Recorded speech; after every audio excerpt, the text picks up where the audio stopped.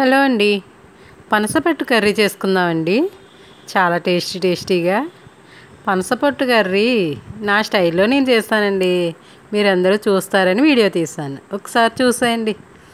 పనసపొట్టుని శుభ్రంగా వాటర్ వేసి అందులో పసుపు ఉప్పు వేసి 2-3 సార్లు వాష్ చేసేసి ఆ వాటర్ అంతా పక్కగా తీసేసి ఇప్పుడు దాన్ని వేరే కంటైనర్లో వేసి పక్కన ఉంచాను. ఈ లోపేమో స్టవ్ వెలిగించి ఒక పాత్ర పెట్టి అందులో కొంచెం ఉప్పు కొంచెం పసుపు వేసి మనం రెడీ చేసుకున్న ఇది ఉంది కదా పనసపొట్టు వేసేసుకుందాం. అందులో ఇది పనసపొట్టు వేసిన తర్వాత బాగా ఉడకాలండి. ఉడకపోతే మనకు కడుపు నొప్పి పట్టుకుంటుంది అనమాట, అరగదు.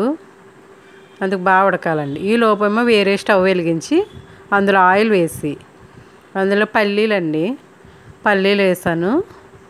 పల్లీలు స్టవ్ మట్టికి మీడియం ఫ్లేమ్లోనే పెట్టుకోవాలండి, మాడకూడదు, టేస్ట్ మారిపోతుంది పల్లీలు మాడితేనే. అందుకు కదుపుతూ ఉండాలి.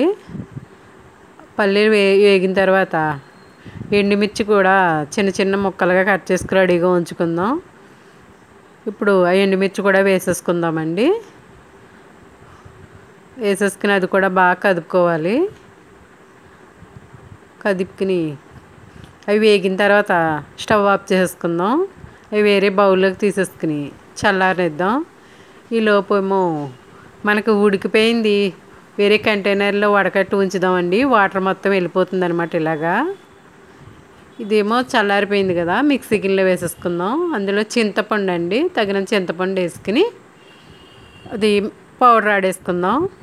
మళ్ళీ స్టవ్ వెలిగించుకుని ఒక పాత్ర పెట్టుకుని అందులో ఆయిల్ వేసేసుకుని అందులో కొంచెం ఆవాలు, కొంచెం శనగపప్పు, కొంచెం మినప్పప్పు, పచ్చిమిర్చి చిన్న చిన్న ముక్కలుగా కట్ చేసుకుని కరివేపాకు వేసుకుని మొత్తం అన్నీ వేగేలాగా వేపాలి. స్టవ్ మట్టుకు మీడియం ఫ్లేమ్లోనే పెట్టుకోవాలండి.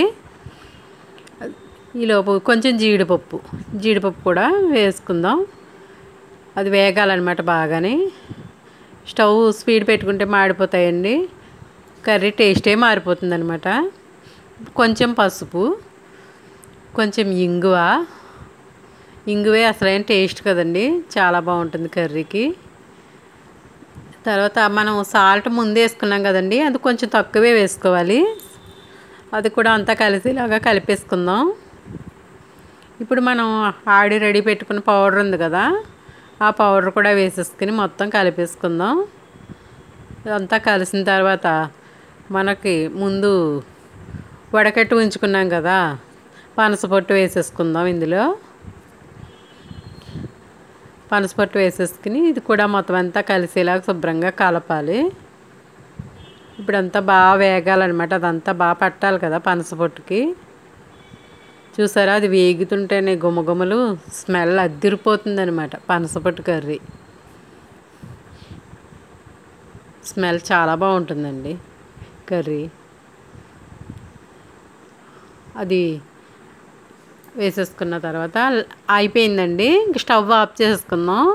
ఇప్పుడు మందు రెడీ, ఆవాలు పౌడర్ కింద ఆడికిని రెడీగా ఉంచుకున్నానండి. ఇప్పుడు అది వేసేసుకుని మొత్తం అంతా కలిసిలాగా కలిపేయాలి, అడిగి నుంచి పై వరకు అంతా కూడాని. ఆవపిండి చాలా మంచి టేస్ట్ అండి ఈ కర్రీకి. ఆవపిండితోటి అసలైన టేస్ట్ వస్తుందనమాట. చూసారా, టేస్టీ కర్రీ రెడీ అయిపోయింది. వేడివేడి అన్నంలో కర్రీ వేసుకుని వేడివేడి నెయ్యి వేసుకుని తింటే ఉంటుంది మరి సూపర్. ఈ కర్రీ నచ్చితే లైక్ చేయండి, షేర్ చేయండి, సబ్స్క్రైబ్ చేయండి. మీరు కూడా కర్రీ ఎలాగ ఉన్నదో ఒకసారి వండేసి టేస్ట్ చూసేయండి ఫ్రెండ్స్.